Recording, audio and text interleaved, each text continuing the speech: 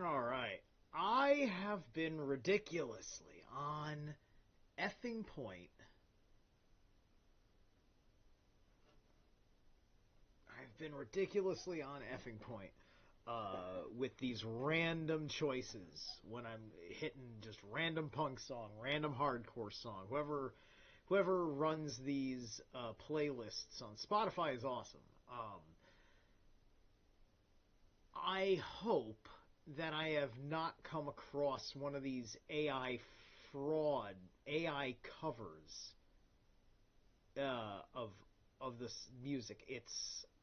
It's about as blatant a copyright ripoff that I can imagine. That's just straight like theft. That's just absolute like soul stealing right there. Um. Anyway, welcome to the show, and I see. Hang on a moment. Got Susie and Donald Ferguson are here to enjoy the read with me. Awesome. And hopefully some more people come in. I got a chance to put this on a decent blast.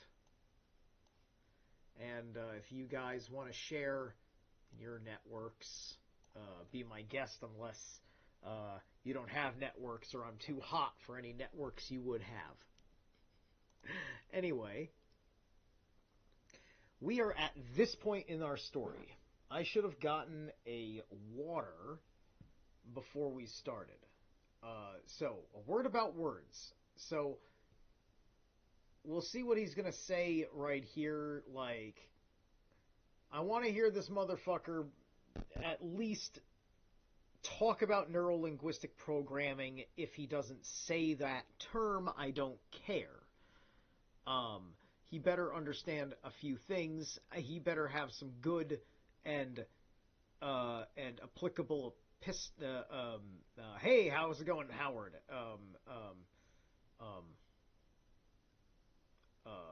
Epistemology? No. Why am I being silly? Etymology. Excuse me. I was using epistemology about a philosophy conversation earlier today, so the word was in my head. All right, so hold on. There'll be a moment, a quick moment of dead air.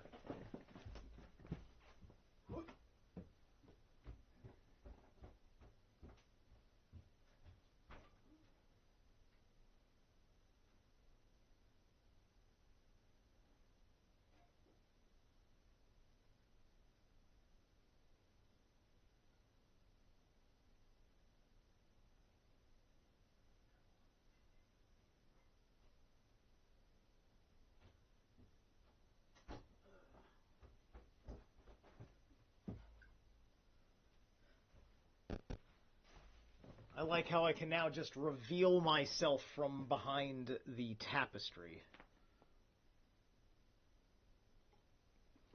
Okay. Let's have at it. A word about words, and we'll read on for a while. I kind of want to go about 2 hours today. Maybe I'll go over depending on what's up. This I believe is a chapter. We're on page 65.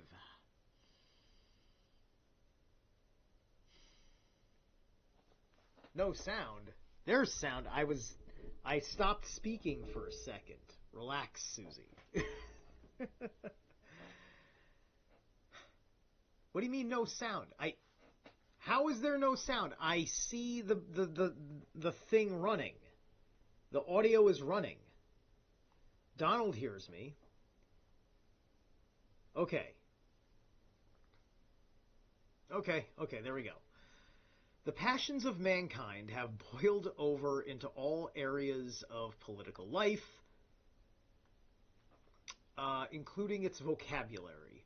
The words most common in politics have become stained with human hurts, hopes, and frustrations. All of them are loaded with popular opprobrium, and their use results in a conditioned negative emotional response. Okay, all right. He's under. Okay, I like how he's picking up on that. He's picking up on that, which actually that is part of neurolinguistic that he might actually be talking about it. This is good, right? You know, I'm more kindly to Saul since my chat with Robert Phoenix. I shall be more kindly if Robert likes him. I can't just hang everything on what a handful of conservatives have said. And he said he was like Lucifer. I'm just like, it's just like, look, I'm part of the Temple of the White Dragon.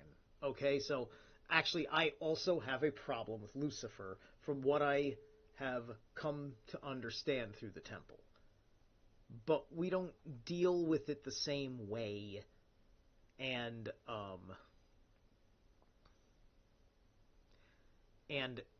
it's about something different than paganism. Not all gods come from paganism, or not all traditions in that god's name come from paganism. So I just wanted to look up, what is this word? Opprobrium. I've never heard this word before. Opprobrium, harsh criticism or censure. Okay. Oh, I like that. Harsh criticism or censure. Remember that word, opprobrium. That's the world we've been living in, right? That's been the oppression of everybody, calling us all sorts of things. Even the word politics itself, which Webster says is the science and art of government, is generally viewed in a context of corruption. Ironically, the dictionary synonyms are discreet, provident, diplomatic, and wise.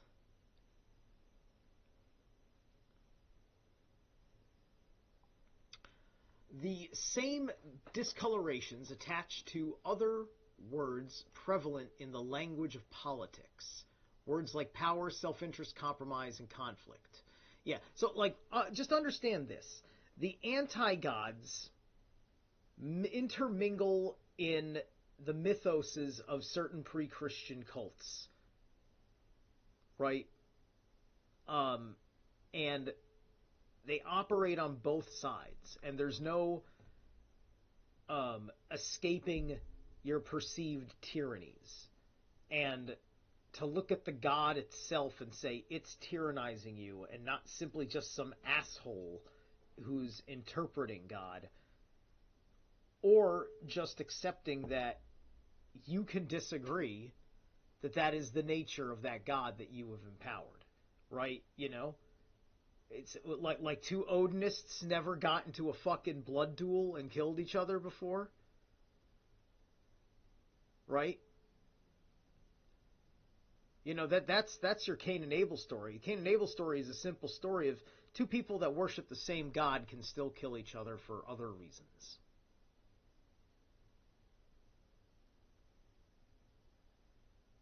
Just other reasons. It doesn't have to be religious. You could have just misplaced your wits and was acting like an asshole, and now you're in a fight.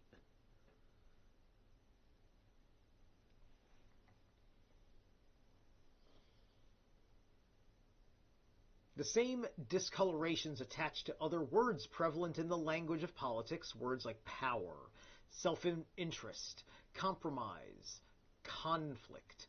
They become twisted and warped, viewed as evil. Nowhere in the prevailing political illiteracy more clearly revealed than in these typical interpretations of words. This is why we pause here for a word about words. Power. The question may legitimately be raised, why not use other words? Words that mean the same but are peaceful and do not result in such negative emotional reactions. There are a number of fundamental reasons for rejecting such substitutions. First, by using combinations of words such as harnessing the energy Instead of the single word power, we begin to dilute the meaning, and we use purifying synonyms. We dissolve the bitterness, the anguish, the hate and love, the agony and the triumph attached to these words, leaving an aseptic imitation of life. In the politics of life, we are concerned with the slaves and the Caesars, not the Vestal virgins. It is not just that. In communication, as in thought, we must ever strive towards simplicity. The masterpieces of philosophic or scientific statement are frequently no longer than a few words. For example, E equals mc squared. It's more than that. It's a determination not to detour around reality. Right, because E equals mc squared is a condensation of a longer equation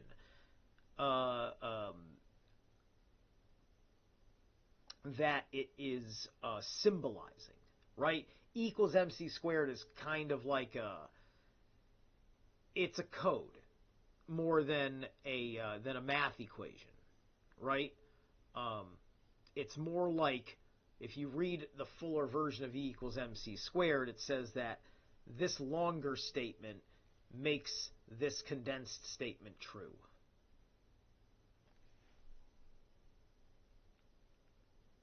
And because it's about relativity and applying relativism to math, you're now breaking reality, and this is causing civil discourse. Mostly because we're just exploiting the fact that E equals mc squared isn't about physics at all. It's about speculation. It's purely saying we want to stop studying reality. This is quantum physics. We want to stop studying reality and start speculating reality. And base all of our determinations about what reality is and what the future should be based on our interpretation of the potentiality of a future. That's what they're grifting you with. That's E equals mc squared in a nutshell in your socioeconomic spectrum as the egregore swallows your mind. This equation is evil. Anyway, to use any other word but power is to change the meaning of everything we are talking about. As Mark Twain once put it, the difference between the right word and the almost right word is the difference between lightning and the lightning bug. I mean, also E equals mc squared is an insult to magic, right?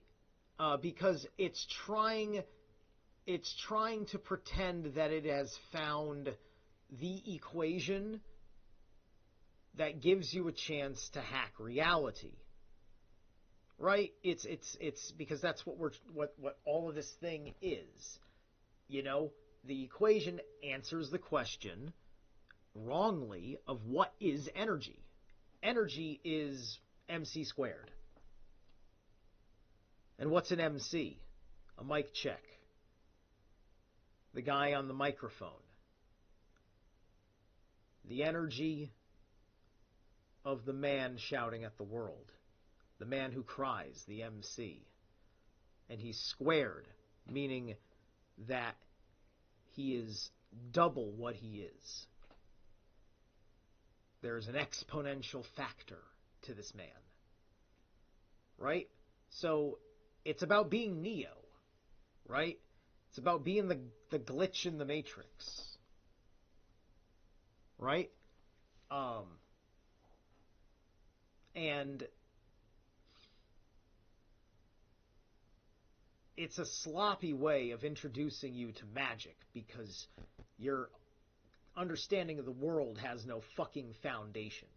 I mean, I don't think the theory of relativity. I mean, I don't know what you know what? Let's ask ChatGPT. I want to ask ChatGPT a question that I'm assuming it wouldn't lie about. maybe later. How can I help you? I hope I'm logged in. What did Aleister Crowley say about the theory of relativity? What did Aleister Crowley say about the theory of relativity? There we go. All right. Bum ba da bum. Okay, in second lecture, Yoga for the Yellow Bellies, part of the 8 lectures on yoga, Crowley discusses relativity among other modern physics theories. Space-time as 4 measurements. He begins by recalling the mathematical theorem that to describe anything you need 4 measurements. 3 spatial, east, west, north, south, up, down, and 1 temporal, before, after. Space and time as subjective or mental constructs. Crowley refers to Poincare and Kant's ideas that space is perhaps invented or a necessary condition of thinking. He explores what we mean by space, that it is a continuum, pure background, the area of possibilities, a condition of quality, and so of all consciousness. Finite yet boundless universe. Crowley claims that even before Einstein's papers, he cites something he wrote in 1900. He describes space as finite yet boundless, a description that matches general relativity's notion of a curved geometry. For example, a spherical space where you can go endlessly around without encountering a boundary. Yeah, that's getting into liminal space stuff.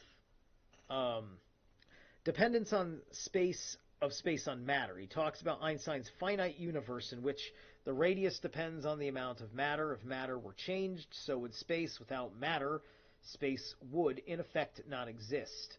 Motion, including rotation, becomes purely relative under this conception. Curvature and gravitation. Crowley remarks that gravitation can be described as curvature in space-time via Riemann's geometry. Rather than as a force in the classical sense, he notes that Einstein's theory absorbs gravity into the geometry. Yet he also points out that electromagnetic forces, as then understood, lie outside this geometric scheme. Interesting. Science and abstraction. He critiques that physics, relativity-associated theories, is evolving towards models based on relationships of abstract entities rather than concrete objects. This leads into a philosophical question about what is real versus what is conceptual or mental. Yes, that's what I'm talking about, right? Correct. So he taps upon that, which would make sense if he wants to be honest with his audience about the madness that he is tapping into, which also is giving him his brilliance, which is the whole part of the whole thing of wanting to be a magus or a guru as such. So interpretations and commentary. So scientific ideas, framework to explore ontology, consciousness. Yeah, okay. So he liked to play. He liked to play with the magical possibilities that one could bake into the quantum, right? So that is in line with what the 20th into the 21st century thus far has been doing with this quantum fraud, right? And we've been seeing the effects of it throughout this whole. Howard, let's see, Howard's been blowing up the chat. Abbreviated yes, similar to, like an occult formula, like a recipe for using conjecture. Yes, okay, Mark Twain, it's like an artificial magic, mocking, insulting, science, to do. I love the engagement, man. Whenever I use AI these days, like to ask it questions. It just spews out different suggestions and links. When it laughed, it had more nuance, actually. Pisco, angles. Quantum is in the domain of the liminal. Just a weird sciencey term they use for it. Right. Like, quantum is trying to misrepresent what is going on in the fourth and fifth dimensions. Okay? That's basically what it is. Okay.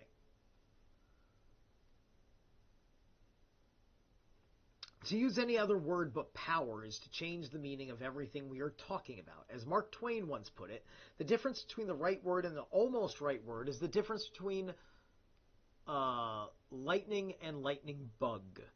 Power is the right word just as self-interest, compromise, and the other simple political words are, for they were conceived in and have become part of politics from the beginning of time. To pander to those who have no stomach for straight language and insist upon bland, non-controversial sauces is a waste of time. They cannot, or deliberately will not, understand what we are discussing here. I agree with Nietzsche's statement, The Genealogy of Morals, on this point. He's agreeing with something of Nietzsche, which I haven't read. I've only read Thus Spoke Zarathustra. Okay? So, but typically, Nietzsche is a go if you can get past his incellular end.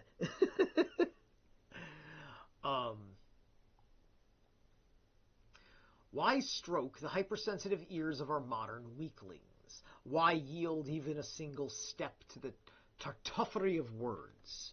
For us psychologists, that would involve a tartuffery of actions. For a psychologist today shows his good taste. Others may say his integrity in this, if in anything, that he resists the shamefully moralized manner of speaking which makes all modern judgments about men and things slimy. Yes, it's the like, I contend with this. I say that why stroke the hypersensitive ears of our modern weaklings? Because you still need to test them once in a while. Once in a while, somebody gets it. Once in a while, somebody remembers it a year later when the unspoken prophecy I technically told them comes true. And then the motherfucker's just like, oh, he was trying to fucking help me. Right? This happens. This happens to me because I'm a fucking genius. But anyway, we approach a critical point when our tongues trap our minds. I do not propose to be trapped by tact at the expense of truth, striving to avoid the force, vigor, and simplicity of the word power. We soon become averse to thinking in vigorous, simple, honest terms. We strive to invent sterilized synonyms cleansed on the opprobrium. See, I'm glad I looked that word up. Of the word power. But the new word means something different, so that they tranquilize us, begin to shepherd our mental process off the main, conflict-ridden, grimy, and realistic, power-paved highway of life. To travel down the sweeter-smelling, peaceful, more socially acceptable, more respectable, indefinite byways ends in a failure to achieve an honest understanding of the issues that we must come to grips with if we are to do the job. Let us look at the word power. Power, meaning ability. Whether physical, mental, or moral, to act has become an evil word, with overtones and undertones that suggest the sinister, the unhealthy, the Machiavellian. It suggests a phantasmagoria of the nether regions.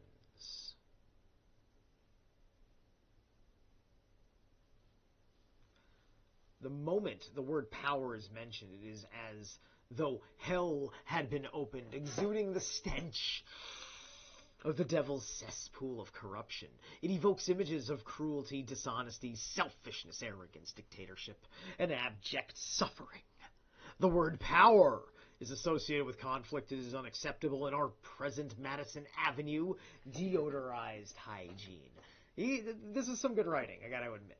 Where controversy is blasphemous and the value is being liked and not offending others. Power in our minds has become almost synonymous with corruption and immorality. I mean, shit. I mean, like, would Saul and Mark Passio have a good conversation? I mean, I don't know. You tell me. mean, as an Aries, I love his lecture on sacred anger. Okay, the corruption of power is not in power, but in ourselves. And yet, what is this power which men live by and to a significant degree live for? Power is the very essence, the dynamo of life.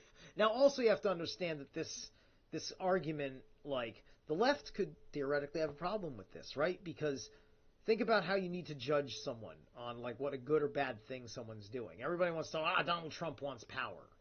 And it's like, okay, yeah, sure, he wants power.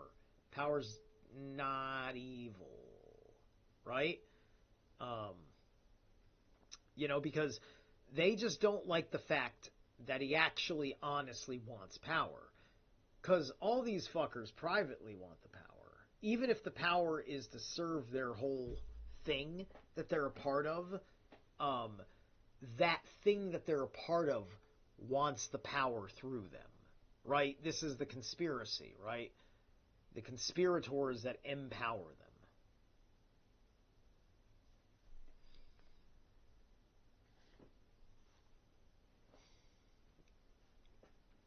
The corruption of power is not in power, but in ourselves. And yet, what is this power which men live by, and to a significant degree live for? Power is the very essence, the dynamo of life. It is the power of the heart pumping blood and sustaining life in the body.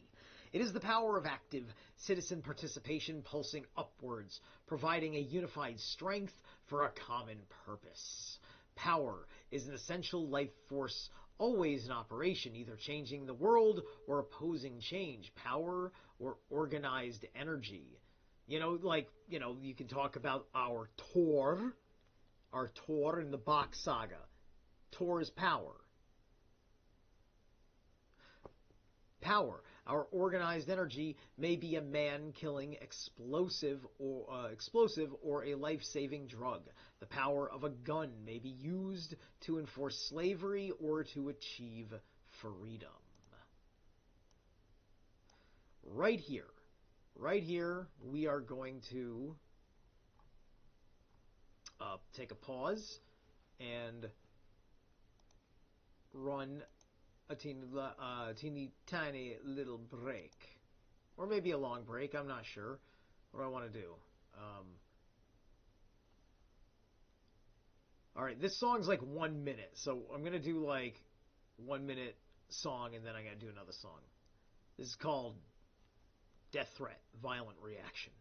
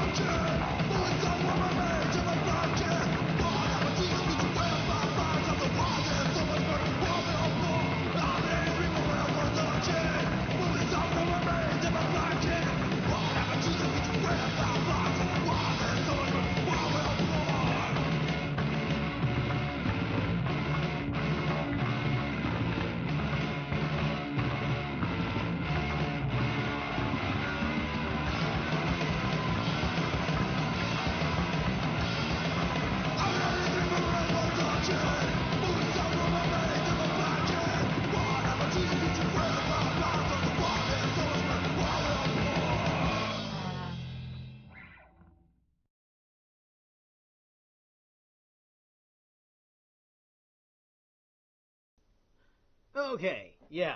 So just jumping around all these songs that are less than 2 minutes while I'm doing a thing or two and packing a bowl and all that unprofessional bullshit. All right, hey, how's it going? I see I see Howard continues to blow up the chat room. Thank you very much. Enjoy. I love that your feedback here is it reality is a blacksmith shop. There are several tools shop. I like that. Okay, roll another one. Okay, yep. Falkenbach Eorun, something like that. Sounds good. All right, very good. All right, let's keep this road on the show. Da, da, da, da, da. The power of the human brain can create man's most glorious achievements. Thank you, Susie. And develop perspectives and insights into the nature of life, opening horizons previously beyond the imagination.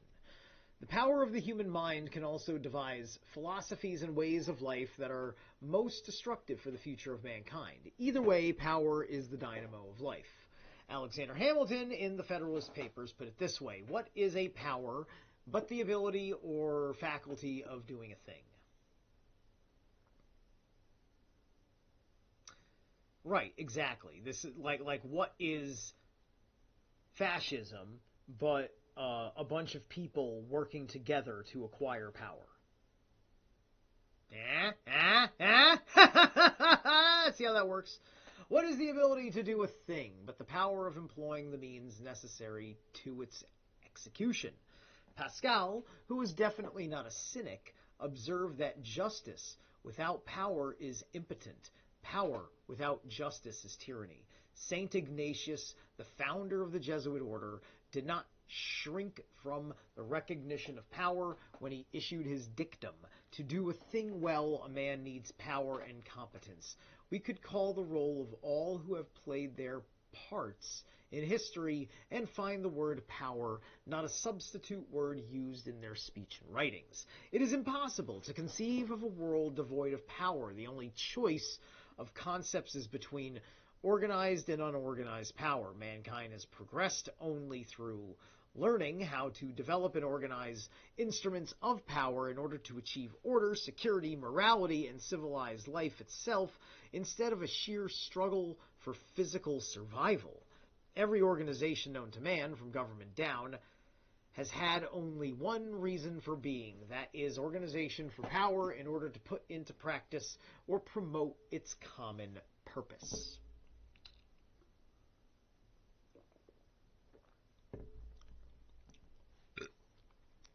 When we talk about a person's lifting himself by his own bootstraps, we are talking about power. Power must be understood for what it is, for the part it plays in every area of our life, if we are to understand it and thereby grasp the essentials of relationship and functions between groups and organizations, particularly in a pluralistic society. To know power and not fear it is essential to its constructive use and control. In short, life without power is death. A world without power would be a ghostly wasteland, a dead planet. Self-interest, like power, wears the black shroud of negativism and suspicion. To many, the synonym for self-interest is selfishness. The word is associated with a repugnant conglomeration of vices, such as narrowness, self-seeking, and self-centeredness. Everything that is opposite to the virtues of altruism and selflessness. This common definition is contrary, of course, to our everyday experiences, as well as to the observations of all great students of politics and life. The myth of altruism as a motivating factor in our behavior could arise and survive only in a society bundled in the sterile gauze of New England Puritanism and Protestant morality and tied together with the ribbons of Madison Avenue public relations. I see. That's funny. See, that's funny because I am bundled in the sterile gauze of New England Puritanism. Granted, this is a Catholic home that I paganly live in. Oh, geez, that's hysterical to me. He's right. He's fucking right. He's fucking right. He's absolutely fucking right. That's. There you go. He gets a point.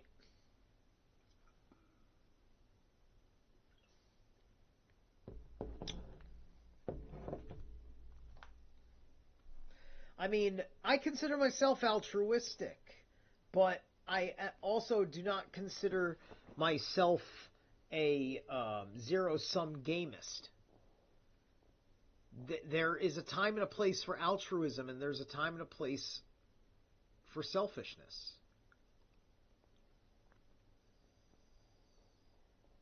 Um, you know, it's just a question of, can you convince somebody that it was not wrong for you to do a thing in your self-interest with your power? It's very interesting how people react to the choices in my life I've made that I've shared with them. Like, oh, I chose this way and that. I chose not to vaccinate. I chose not to wear a mask. I chose to resist arrest. Whatever, right? And those are the moments. Those are the moments that bit by bit you break the matrix. Bit by bit you break the matrix.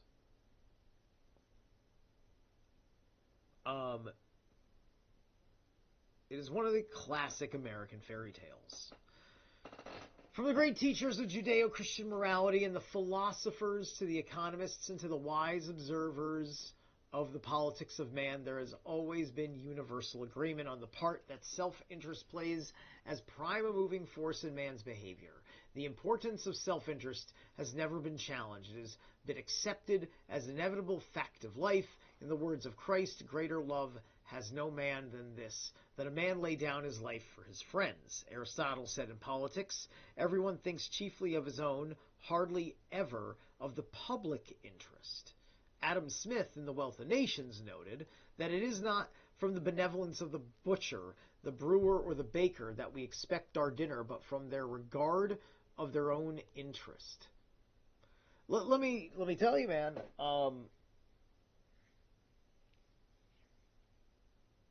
People don't.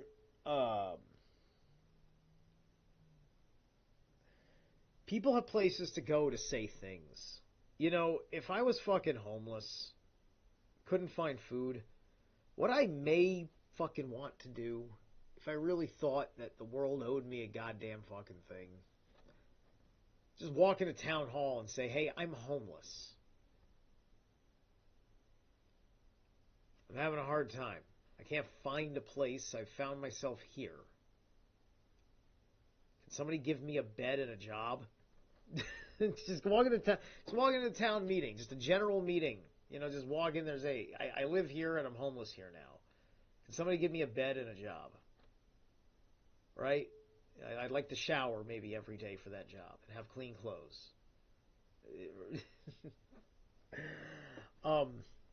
You know, like, but they don't do that because typically when you're like that, when you're like all sorts of things, you don't think to yourself.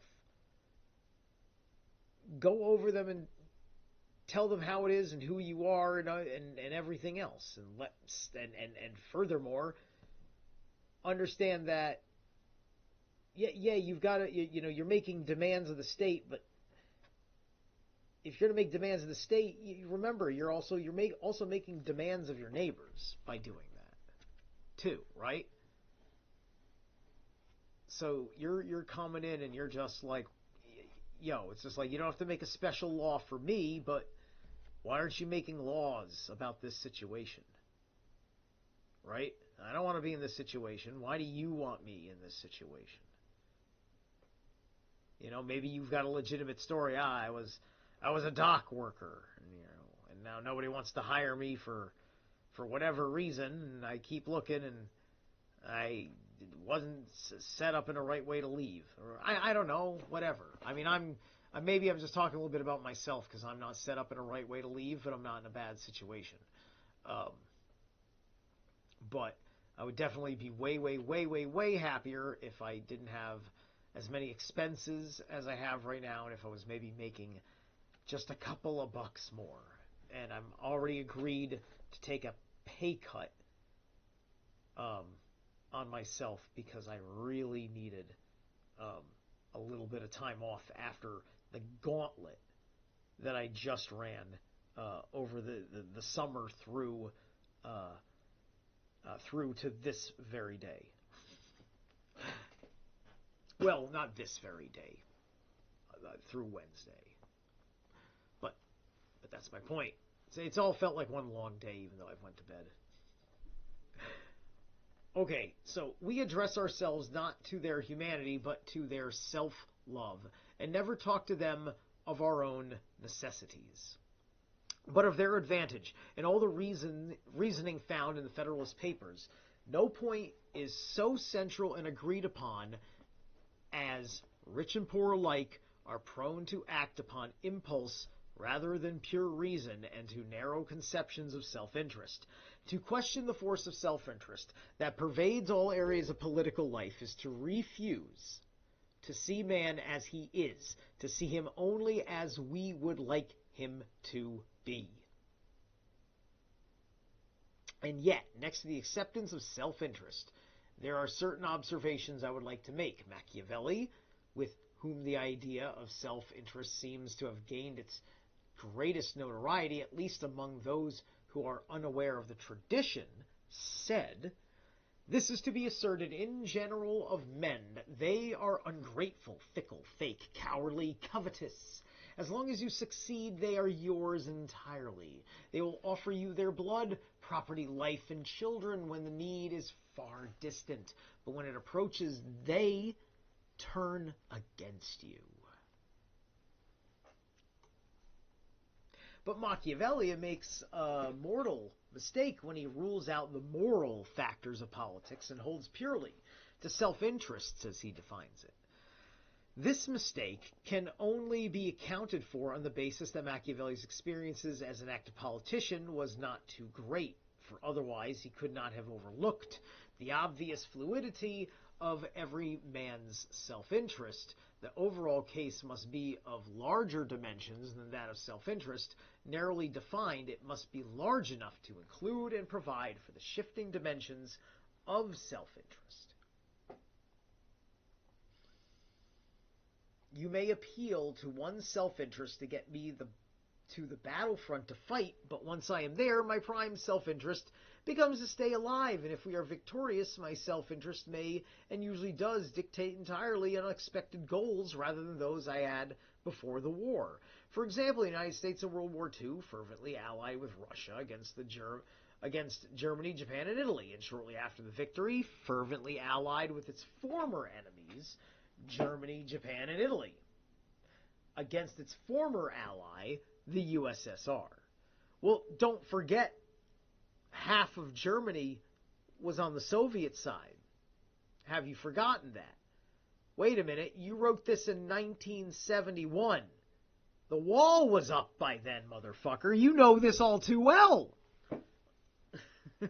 These drastic shifts of self-interest can be rationalized only under a huge, limitless umbrella of general moral principles such as liberty, justice, freedom, a law higher than man-made law, and so on. Morality, so-called, becomes the continuum as self-interests shift.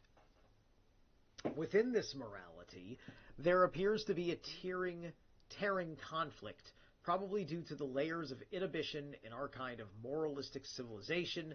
It appears shameful to admit that we operate on the basis of naked self-interest, so we desperately try to reconcile every shift of circumstances that is our self-interest in terms of a broad moral justification or rationalization, which this would dovetail into his ways and means argument, mind you. With one breath, we point out that we are utterly opposed to communism, but that we love the Russian people. Loving people is in keeping with the tenets of our civilization.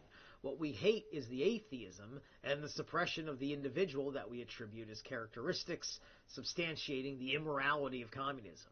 On this, we base our powerful opposition. We do not admit the actual fact, our own self-interest. We proclaimed all of these negative, diabolical Russian characteristics just prior to the Nazi invasion of Russia. The Soviets were then the cynical despots who connived in the non-aggression pact with Hitler, the ruthless invaders who brought disaster to the Poles and the Finns. They were a people in chains and in misery, held in slavery by a dictator's might. They were a people whose rulers so distrusted them that the Red Army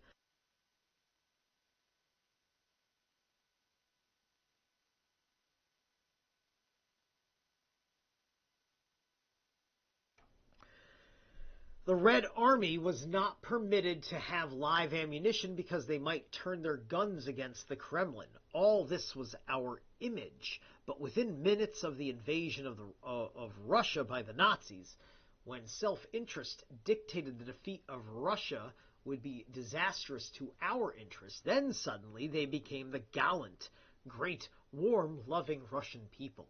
The dictator became the benevolent and loving Uncle Joe. The Red Army soon was filled with trust and devotion to its government, fighting with an unparalleled bravery and employing a scorched earth policy against the enemy. The Russian allies certainly had God on their side. After all, he was on ours. Our June 1941 shift was more dramatic and sudden than our shift against the Russians shortly after the defeat of our common enemy. In both cases, our self-interest was disguised as the banners of freedom, liberty, and decency were unveiled, first against the Nazis and 6 years later against the Russians. Now, does he quite understand what I think happened? Because I am pretty sure that the communists, that the USSR and such, are not nationalists. They're much more along imperialistic lines. And the secret agenda was to crush nationalism with World War II.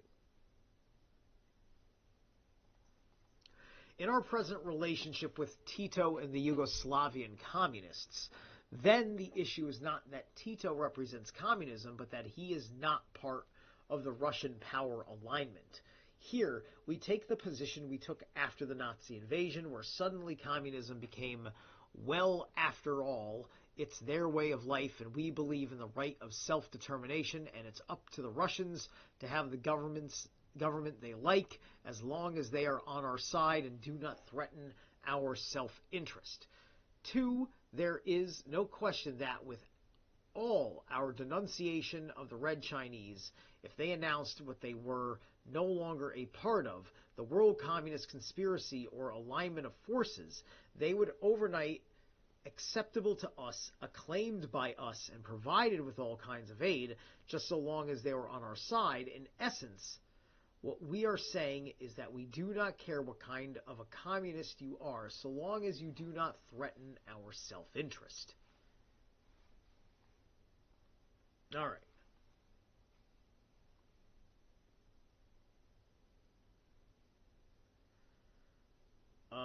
Definition is in the... Oh, okay, that's all one thing. All right, here we go. Then I can just... Yes, okay, so I'm going to read this now, this excerpt here. Let me give you an example of what I mean by some of the differences between the world as it is and the world as we would like it to be. Recently, after lecturing at Stanford University, I met a Soviet professor of political economics from the University of Leningrad. The opening of our conversation was illustrative of the definitions and outlook of those who live in the world as it is. The Russians began by asking me, where do you stand on communism? I replied, that's a bad question, since the real question is, assuming both of us are operating in and thinking of the world as it is, whose communists are they, yours or ours? If they are ours, then we are all for them. If they are yours, obviously we are against them. Communism itself is irrelevant. The issue is whether they are on our side or yours. Now, if you Russians didn't have a first mortgage on Castro, we would be talking about Cuba's right to self-determination and the fact that you couldn't have a free election until after there had been a period of education following the repression of the dictatorship of Batista. As a matter of fact, if you should start trying to push for a free election in Yugoslavia, we might even send over our Marines to prevent this kind of sabotage. The same goes if you should try to do it in Formosa. The Russian came back with, what is your definition of a free election outside of your country? I said, well, our definition of a free election in, say, Vietnam is pretty much what your definition is in your satellites. If we've got everything so set that we are going to win, then it's a free election. Otherwise, it's bloody terrorism. Isn't that your definition? The Russians' reaction was, well, yes, more or less. So, Saul Alinsky, Reveille for Radicals, which was 1969. Okay, so he's citing from his prior book, because that's 2 years ago. I'm assuming that that was probably the last book he wrote.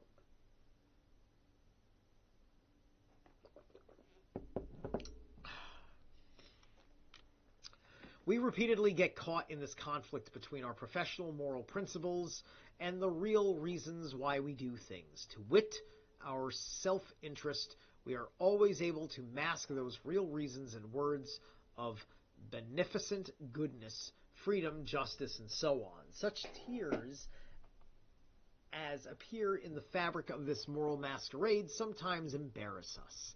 It is interesting that the commutists, right? They're commuting everywhere. The communists do not seem to concern themselves with these moral justifications. For their naked act of self-interest, in a way, this becomes embarrassing too. It makes us feel that they may be laughing at us, knowing well that we are motivated by self-interest too, but are determined to disguise it. We feel that they may be laughing at us as they struggle in the sea of world politics, stripped to their shorts while we flop around fully dressed in our white tie and tails. And yet, with all this, there is that wondrous quality of man that from time to time floods over the natural dams of survival and self-interest. We witnessed it.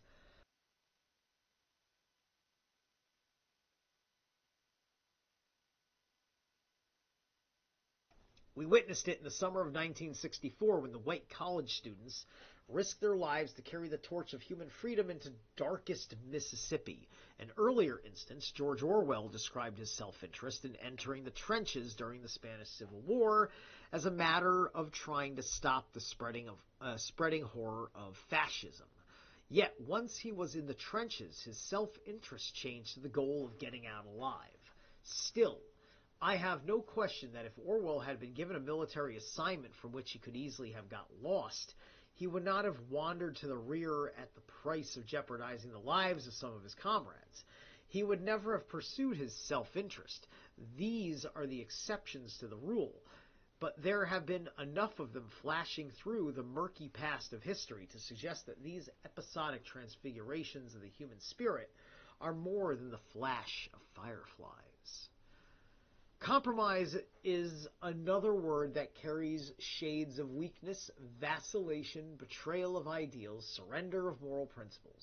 In the old culture, when virginity was a virtue, one referred to a woman's being compromised. The word is generally regarded as ethically unsavory and ugly.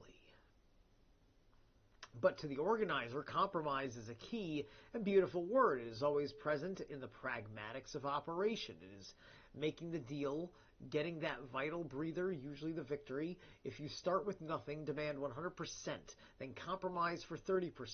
You're 30% ahead. A free and open society is an ongoing conflict, interrupted periodically by compromises, which then become the start for the continuation of conflict, compromise, and on ad infinitum. Control of power is based on compromise in our Congress and among the executive, legislative, and judicial branches. A society devoid of compromise is totalitarian. If I had to define a free and open society in one word, the word would be compromise. Right, compromise, obviously. Yes, which brings me back to my point. Who the fuck is starving? That's certainly the compromise. The make sure they never starve, maybe even let them get fat. Or especially let them get fat. Depending on the temperament of who you are feeding. Because you might want to have somebody sluggish. All definitions of words, like everything else, are relative. Definition is, to a major degree, dependent upon your partisan position. Your leader is always flexible. He has pride in the dignity of his cause. He is unflinching, sincere, and ingenious tactician fighting the good fight. To the opposition, he is unprincipled and will go whichever way the wind blows. Doesn't really matter much to me. Anyway, the wind blows. Queen. His arrogance is masked by a fake humility. He is dogmatically stubborn, a hypocrite, unscrupulous and unethical. Does all this sound familiar? And he will do anything to win. He is leading the forces of evil. To one side, he is a demigod. To the other, a demagogue. Demigod to a demagogue. Okay, look, man, he gets it. He fucking gets it. Like, he gets it that you know, that it's like, before you can even bother to deal with what's right and wrong in the world, you're framing what's right and wrong in the world because you're just being an imbecile falling into the false dichotomy. He's talking about the false binary. Nowhere is the relativity of... actually, hold on. I'm very excited, but this is where I want to take the next break, because every 30 minutes I want a break. All right. All right, here we go.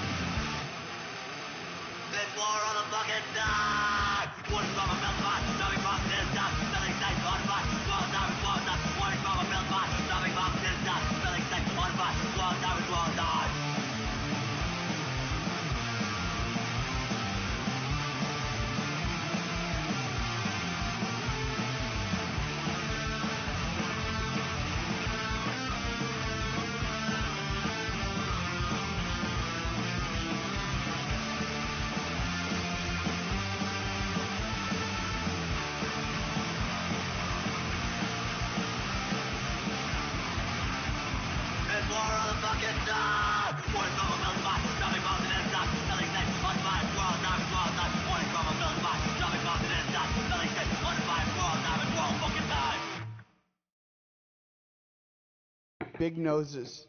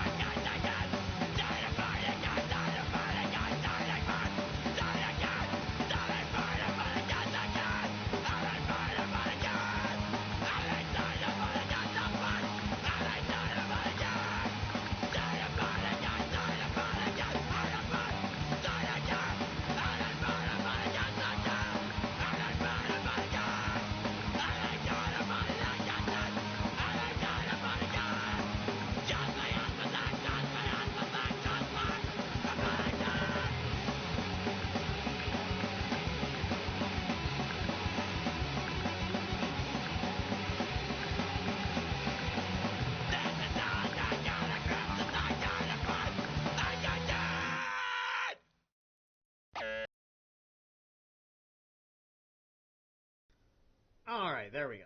There we are. Okay, I'm back. Oh, that's fun. All right, good stuff. Good choices. All right. Here we go. People had to take a.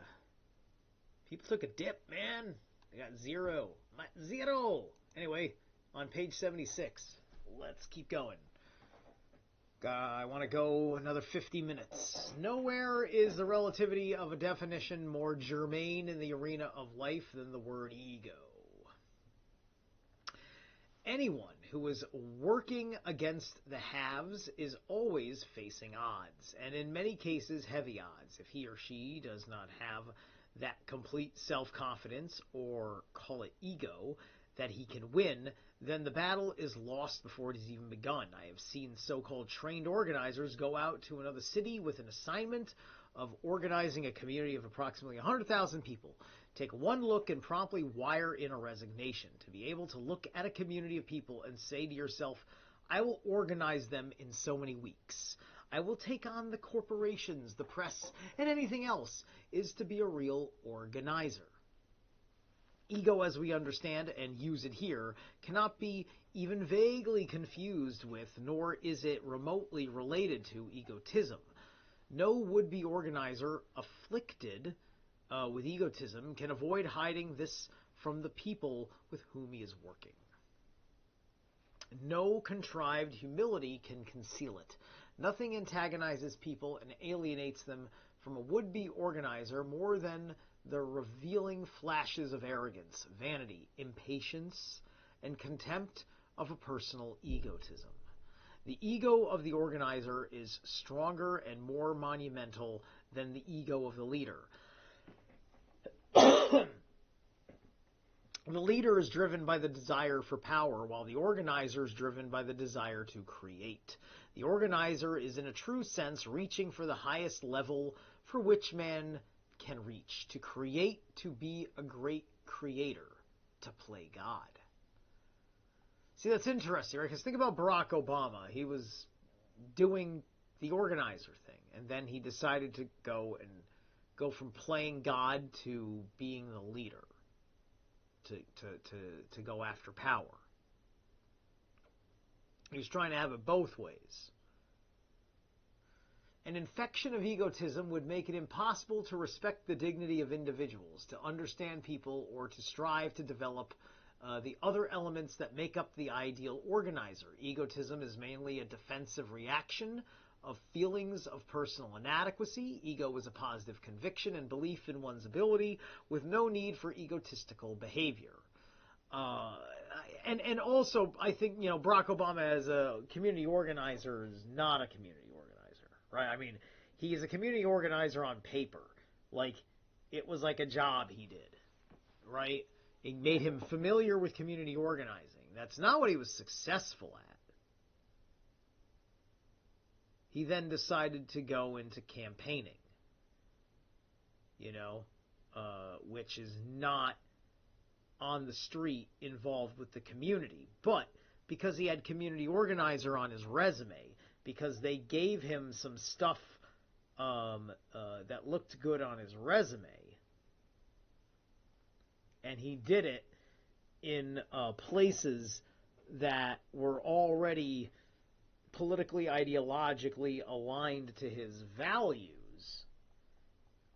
that's why people laughed at him being a community organizer, right? As part of just the snarkiness of people on the right. And, that was one of the things that was like, they weren't going to tell you why that was funny to them. I mean, they do tell you why that's funny to them, but they give you the exoteric answer of why it's funny. Something for you to go into the political science annals and analyze. But in the backdrop of it, it's just like they're just talking about the power play. They're talking about the real game going on. They're just like, oh gosh, they paid whose son to do that, right? Like, because they know they know who his parents are. They're looking at this guy. It's just like, oh, that's like these are the guys that, like, these are like the mids. The mids that know that there's a whole fucking dynasty situation going on that they only have a superficial understanding of, and they would assume that those dynasties and their political apparatusi are the real leaders, and that it's not that big of a secret, and they don't, but also they don't have to or would really find an advantage in talking about it, because of what they think their situation is. And those kinds of halves are floating somewhere in between the conspiracy and the honest buck. Because they're really close. They're in the I could figure it out if I wanted to be suspicious category.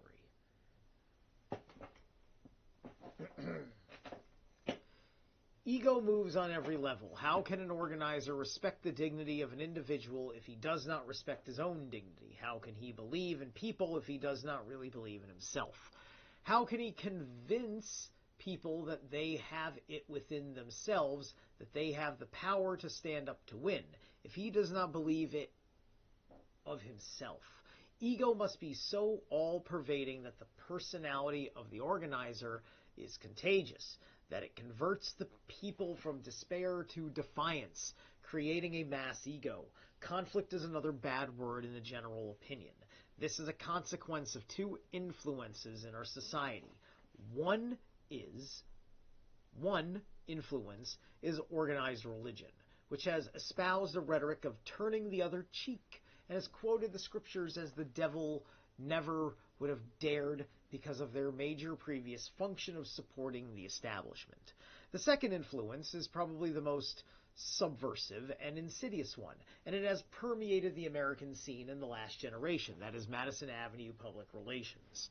Middle-class moral hygiene, which has made of conflict, of controversy, something negative and undesirable. This has all been part of an advertising culture that emphasizes getting along with people and avoiding friction. If you look at our television commercials, you get the picture that American society is largely devoted to ensuring that no odor come from our mouths or armpits. Look, I don't have a great problem with all this. I have a problem that we don't have, that we were pussifying ourselves, right? Or at least we would come to be doing that, right? See, the anti-fascist narrative back in the day was based on, the women were raising the men to be more gentle types, right? To be more peaceful types. And this created new kinds of bullying problems, with new kinds of morality issues as well, as the world was going through its experience of wanting to break from all forms of the crippling traditionalisms on the moral social circuit, right? Something was being crushed inherently in the human soul by our ignorance. This was then exploited by various forces, which it was designed to be exploited. The Tavistock Institute comes on the scene around the same time that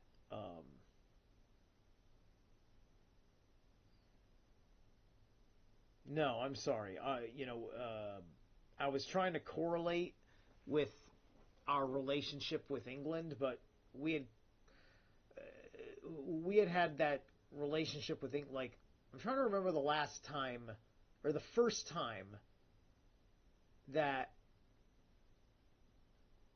the king and queen, or whoever was reigning, the reigning head of England, of the UK, had come to visit America, right?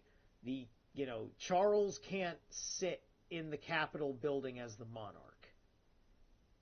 He does not have the authority to do that.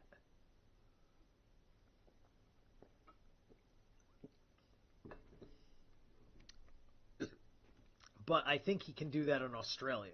I'd imagine he can do it in Australia. We know he does it in Canada. Okay,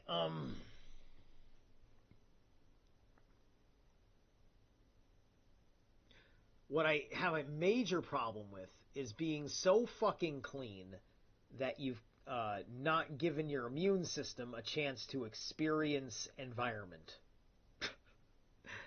Consensus is a key note. One must not offend one's fellow man. And so today we find that people in the mass media are fired for expressing their opinions of being controversial. In the churches, they are fired for the same reason, but the words used there are lacking in prudence. Yeah, like, listen, we didn't start censoring people on television like last month. Like Jimmy Fallon or Jimmy Kimmel. I said Jimmy Fallon on the show, didn't I? I really wanted to say Jimmy Fallon. I meant Jimmy Kimmel. Ha! I was on Bush Whisperer this afternoon, and I had brought up Jimmy Kimmel's little incident, and I never fully expressed that point, but I also said Fallon by accident,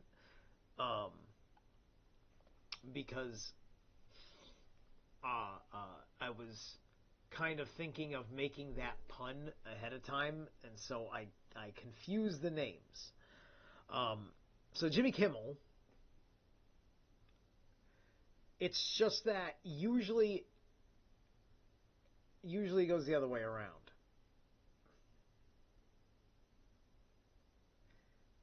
It was usually it was either you said a very explicit word, like the Doors saying the word higher, right? You had, of course, the Elvis shaking his hips thing. This is all stuff they were trying to censor. Stuff they wanted to whatever, right? Now it's like, now I guarantee you, if somebody who isn't just a white guy wants to fucking flash the entire world on national television, I guarantee you somebody's saying, you're oppressing her freedom of speech because she didn't get a chance to express her genitals the way she wanted to.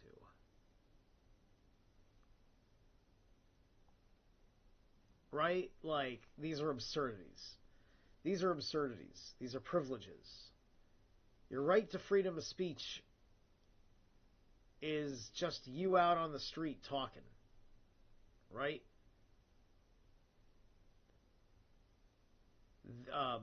This platform is supposed to be the exact same thing.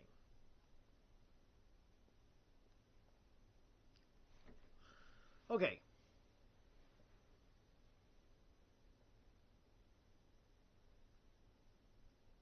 But the use there are lacking in prudence, and on university campuses, faculty members are fired. Okay.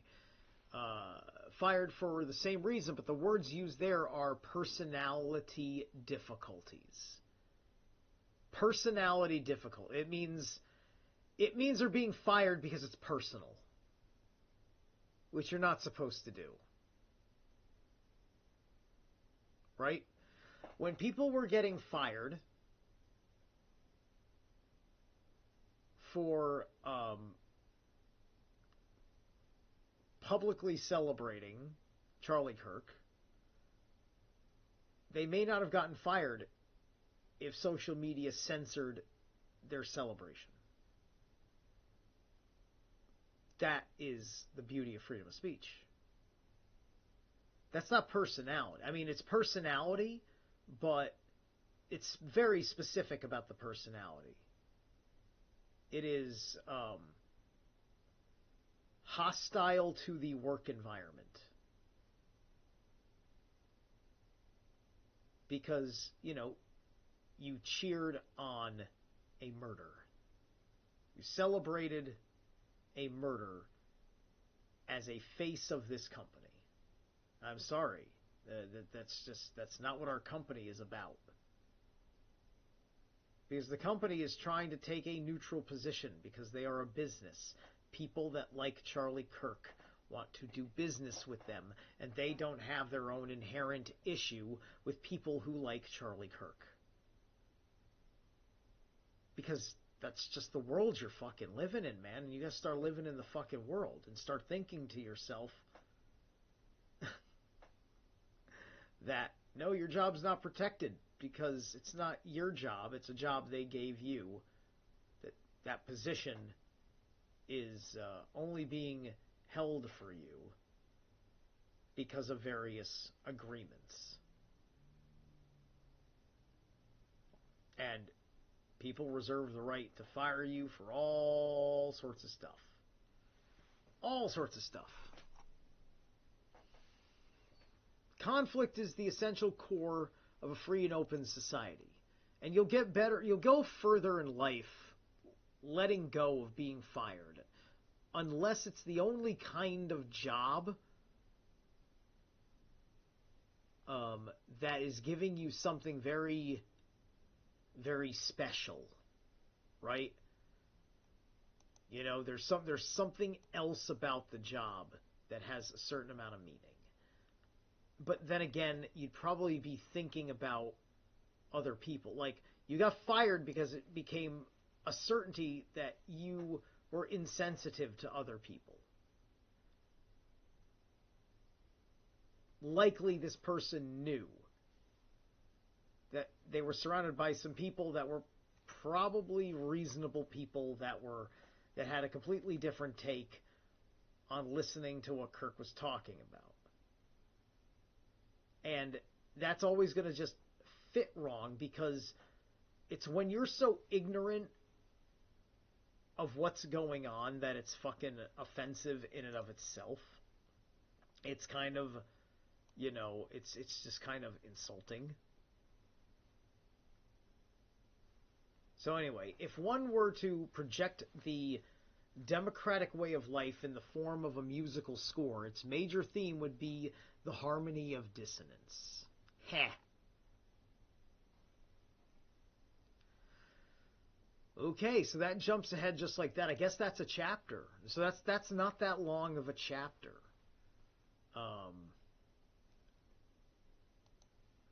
Let me take a look here. I know I've just thrown this out of place. I just wanted to blow it up a second and ask myself, how far would I get in another half an hour on this?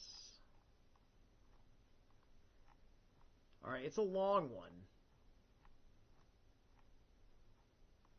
Yeah, it's a very long one. Okay. Let me frame that back. There we go.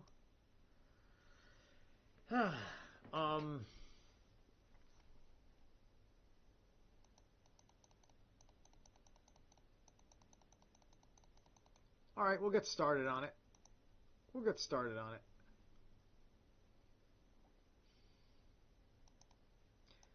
The education of an organizer. The building of many mass power organizations to merge into a national popular power force cannot come without many organizers. Since organizations are created in large part by the organizer, we must find out what creates the organizer. This has been the major problem of many years of organizational experience, the finding of potential organizers and their training. For the past 2 years, I have had a special training school for organizers with a full-time 15-month program. Its students have ranged from middle-class women activists to Catholic priests and the Protestant ministers of all denominations, from militant Indians to Chicanos to Puerto Ricans to blacks from all parts of the black power spectrum, from Panthers to radical philosophers, from a variety of campus activists, SDS, and others, to a priest who was joining a revolutionary party in South America. Geographically, they have come from campuses and Jesuit seminaries in Boston to Chicanos from the tiny Texas towns, middle-class people from Chicago and Hartford and Seattle, and almost every place in between. This is his system he's talking about, right?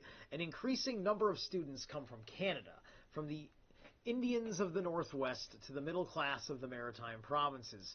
For years before the formal school was begun, I spent most of my time on the education as an organizer of every member of my staff. The education of an organizer requires frequent long conferences on organizational problems, analysis of power patterns, communication, conflict tactics, the education and development of community leaders, and the methods of introduction of new issues. In these discussions, we have found ourselves dealing with quite a range of issues.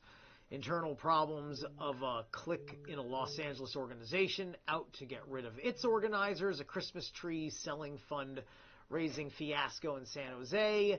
See, this is why I don't do this kind of thing, right? It's so garbage. Like, it's this petty bullshit. Self-interest, right? He's talking about, say, here's self-interest popping up. San Jose and why it failed, a massive voter registration driven in a Chicago project which was being delayed in getting started, a group in Rochester, New York, attacking the organizers so that they could get their hot hands on the funds earmarked for organization, and so on. Always the potential organizer's personal experience was used as the basis for teaching. Always after the problem was solved, there would be long sessions in which a post-mortem would dissect the specifics and then stitch them into a synthesis, a body of concepts. All experiences are significant only insofar as they are related to and illuminating a central concept. History does not repeat specific situations. If any of the examples in these pages are read isolated from the general concept, they will be nothing more than a series of anecdotes. Everything became a learning experience. Frequently, personal domestic hang-ups were part of the conferences. An organizer's working schedule is so continuous that time is meaningless. Meetings and caucuses drag endlessly into the early morning hours. Any schedule is marked by constant, unexpected, unscheduled meetings. Work pursues an organizer into his or her home so that either he is on the phone or there are people dropping in. The marriage record of organizers is with rare exception disastrous. I appreciate that he's giving us... I like hearing these particulars. I like that he's running through the laundry list. This is, he's giving you a very strong idea of, this is the bullshit. This is the bullshit you have to deal with, just so you can eliminate the income tax. Further, the tensions, the hour, the home situation, and the opportunities do not argue for fidelity. Also, with rare exception, and also, self-interests come from luxury. Luxury comes from a system that is trying to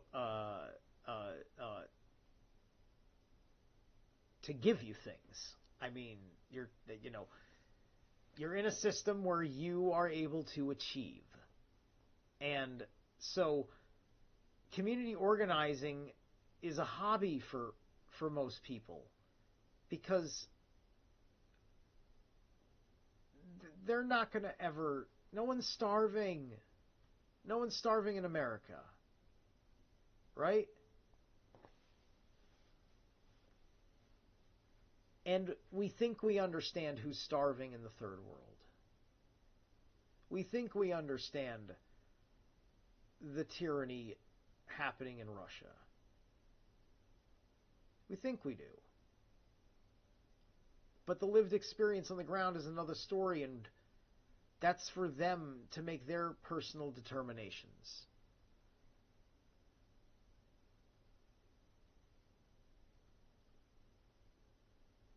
There's only so much blood that we can spill for the sake of the Ukrainians, who we owe nothing. Further, the tensions, the hours, the home situation, the opportunities do not argue for fidelity.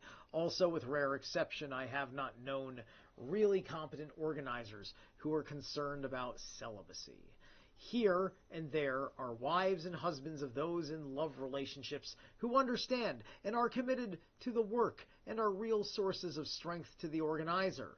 Besides the full-timers, there were community leaders whom we trained on the job to be organizers. Organizers are not only essential to the start and build an organization, they are also essential to keep it going, maintaining interest and activity. Keeping the group's goals strong and flexible at once is a different operation, but still organization. As I look back on the results of those years, they seem to be a potpourri with, I would judge, more failures than successes. Here and there are organizers who are outstanding in their chosen fields and are featured by the press as my trained protégés. But to me, the overall record has been unpromising. Those out of their local communities who were trained on the job achieved certain levels and were at the end of their line. If one thinks of an organizer as a highly imaginative and creative architect and engineer, then the best we have been able to train on the job were skilled plumbers, electricians, carpenters, and all essentials to the building and maintenance of their community, structured but incapable of going elsewhere to design and execute a new structure in a new community. Yeah, it's making a difference is a real subtle, slow, long game. It really is. And it can afford to be if you're not starving. And we're not starving.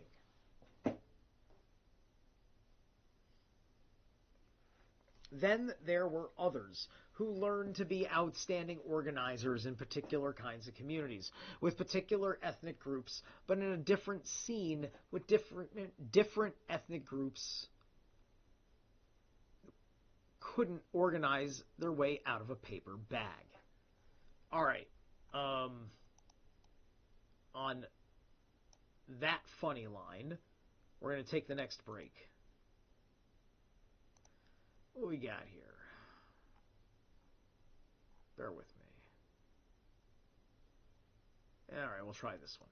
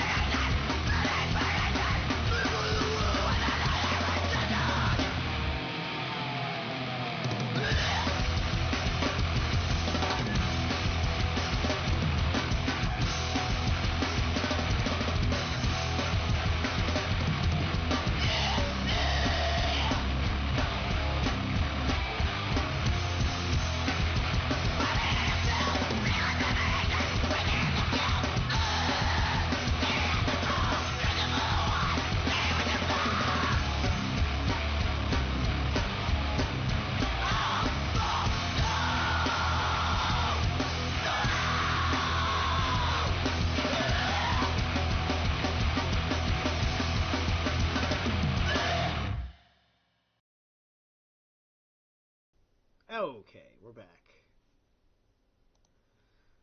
All right, 20 minutes to go, or so. We'll see. I might go over a hair.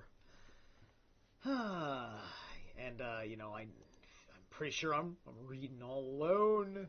Then there were those rare campus activists who could organize a substantial number of students, but they were utter failures when it came to trying to communicate with and organizing lower middle class workers.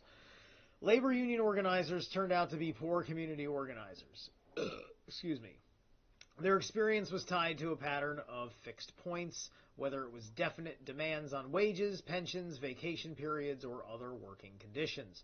And all of this was anchored into particular contract dates once the issues were settled and a contract signed. The years before the new contract negotiation held only grievance meetings about charges on contract violations by either side. Mass organization is a different animal. It is not housebroken. There are no fixed chronological points or definite issues. The demands are always changing. The situation is fluid, never shifting, and many of the goals are not in concrete terms of dollars and hours, but are psychological and constantly changing, like such stuff as dreams are made on. I have seen labor organizers almost out of their minds from the community organization scene. When labor leaders were talked about organizing the poor, their talks has been based on nostalgia, a wistful look back to the labor organizers of the CIO through the Great Depression of the 30s. Those labor organizers, Powers Hapgood, Henry Johnson, and Lee Pressman, for instance, were primarily middle-class revolutionary activists to whom the CIO labor organization drive was just one of many activities. The agendas of those labor union mass meetings were 10% on the specific problems of that union and 90% speakers on the conditions and needs of the Southern Okies, the Spanish Civil War, and the International Brigade, raising funds for blacks who were on trial in some southern states, demanding higher relief for the unemployed, denouncing police brutality, raising funds for anti-Nazi organizations, demanding an end to American sales of scrap iron to the Japanese military complex, and on and on. They were radicals, and they were good at their job. They organized vast sectors of middle-class America in support of their programs. But they are gone now, and any resemblance between them and the present professional labor organizer is only in title. Among the organizers I trained and failed with, there were some who memorized the words and the related experiences and concepts. Listening to them was like listening to a tape playing back my presentation word for word. Clearly, there was little understanding. Clearly, they could not do more than elementary organization. The problem with so many of them was and is their failure to understand that a statement of a specific situation is significant only in its relationship to and its illumination of a general concept. Instead, they see the specific action as a terminal point. They find it difficult to grasp the fact that no situation ever repeats itself, that no tactic can be precisely the same. Then there were those who had trained in schools of social work to become community organizers, Community Organization 101, 102, and 103. They had done field work and acquired even a specialized vocabulary. They call it CO, which to us means conscientious objector or community org, which to us evokes a huge Freudian fantasy. Basically, the difference between their goals and ours is that they organize to get rid of four-legged rats and stop there. We organize to get rid of four-legged rats so we can get on to removing two-legged rats.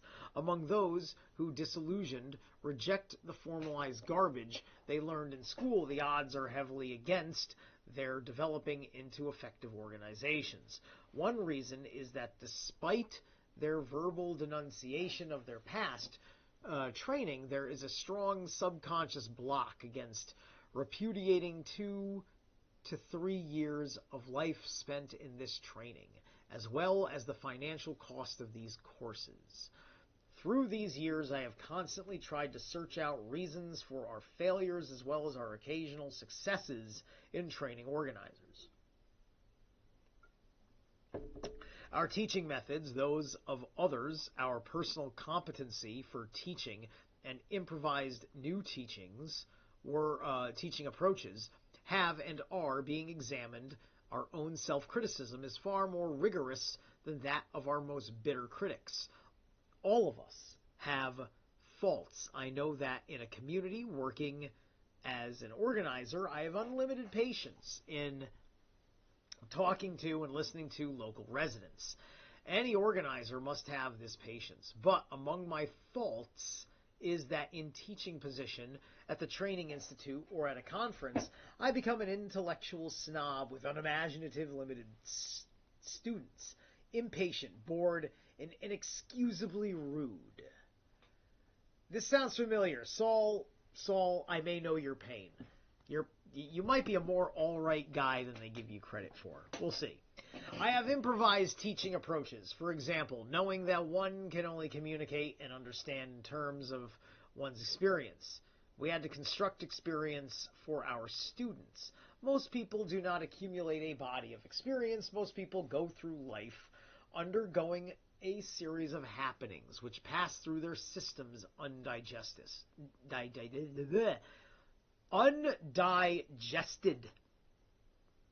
Happenings become experiences when they are digested, when they are reflected on, related to general patterns, and synthesized. There is meaning to that cliche. We learn from experience. Our job was to shovel those happenings back into the student's system so he could digest them into experience. During a seminar, I would say, life is the expectation of the unexpected. The things you worry about rarely happen. Something new, the unexpected, will usually come in from outside the ballpark. You're all nodding as if you understand, but you really don't. What I've said are just words to you. I want you to go to your private cubbyholes and think for the next 4 hours. Try to remember all the things you worried about during the last years and whether they ever happened or what did happen. And then we'll talk about it. At the next session, the student reactions were excited. Hey, you're right. Only 1 out of the 8 big worries I've had ever happened, and even that one was different from the way I worried about it. I understand what you mean, and he did.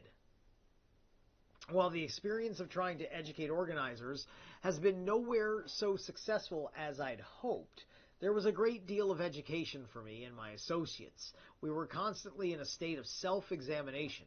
First, we learned what the qualities of an ideal organization are, and second, we were confronted with a basic question, whether it was possible to teach or educate for the achieving of these qualities.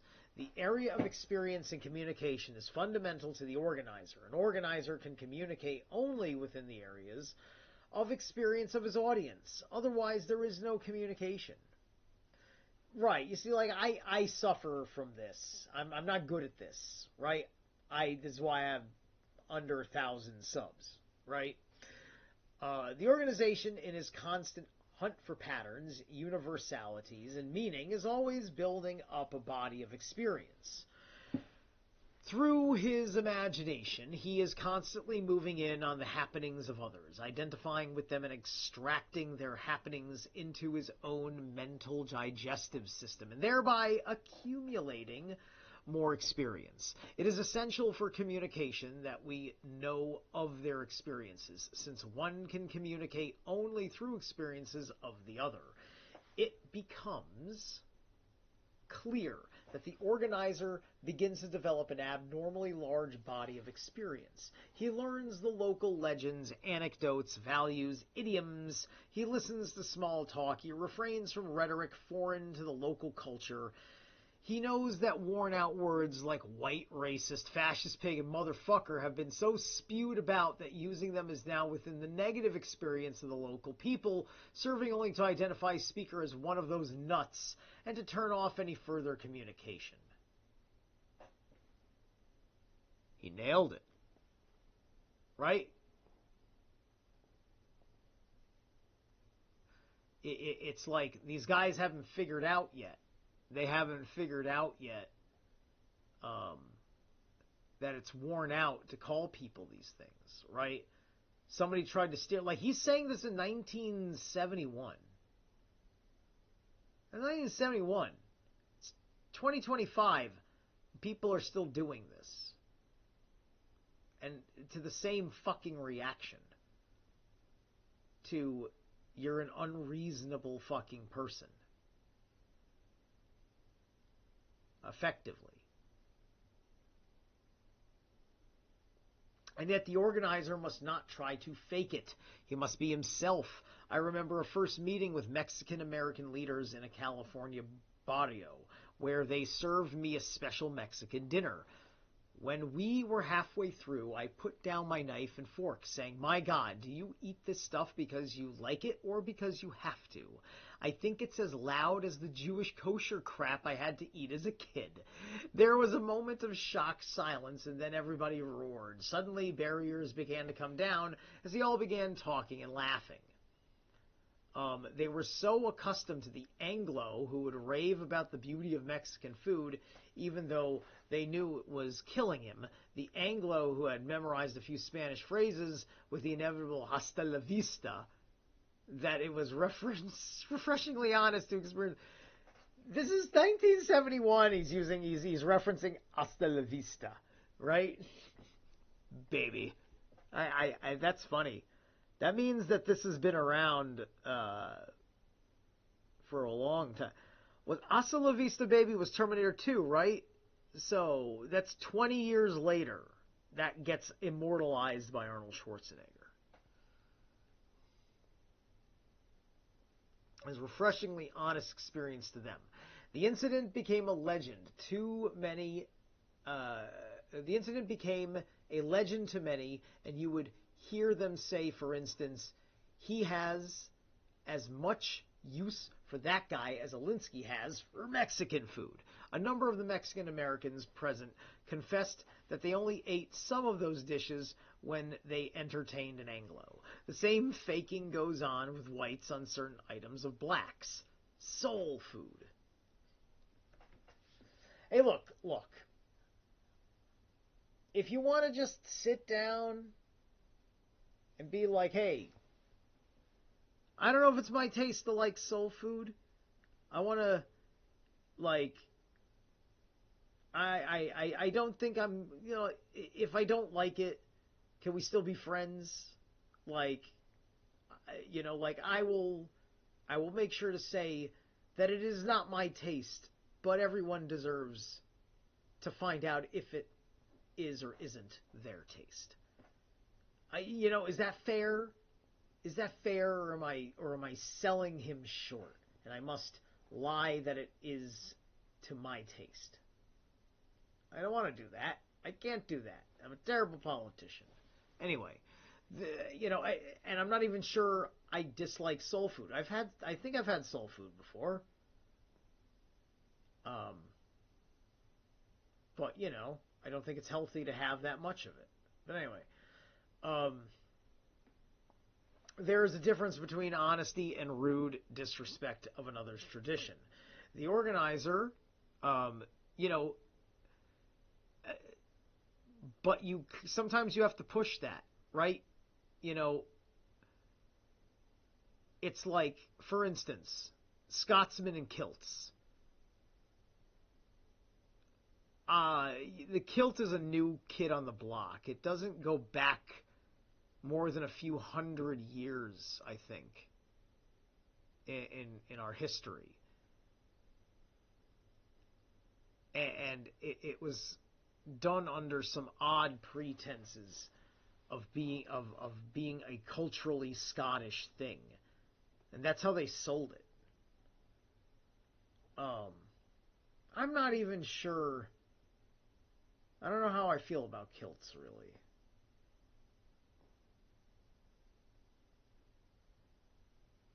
I really don't know how I feel about kilts. I mean, I guess they're cool. Do I have to think that they're cool? I used to I used to kind of think they were cool, but you know what? I for some reason I could never go there. I kept looking. Ooh, I want to buy a kilt. I want to buy a kilt. And then, well, for one thing, I could never afford a kilt. And then, my attitudes have fallen into uncertainty about it. You know, it's like it isn't aesthetically obvious enough for me. If I have to overthink how much I like it, I probably just don't like it. And I might have some Scottish in me, but my records go back to a Norman tribe of England, right? In like the 11th century or whatever, right? So um, I might have some Scottish in me because it's like in North England, it's kind of close to the Highland border up there. But anyway,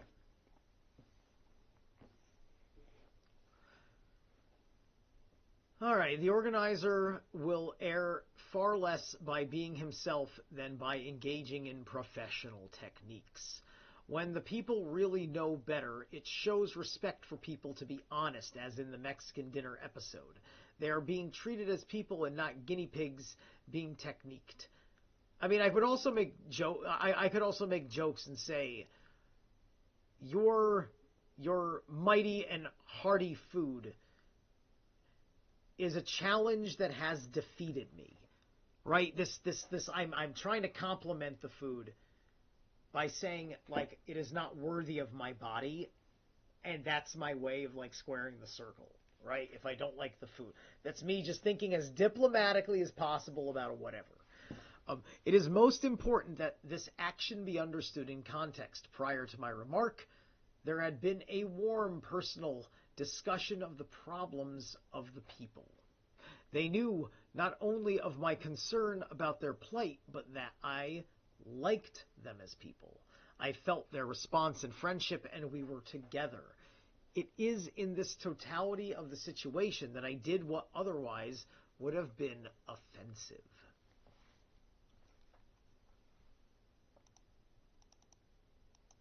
Give me a moment here. We're on page 87.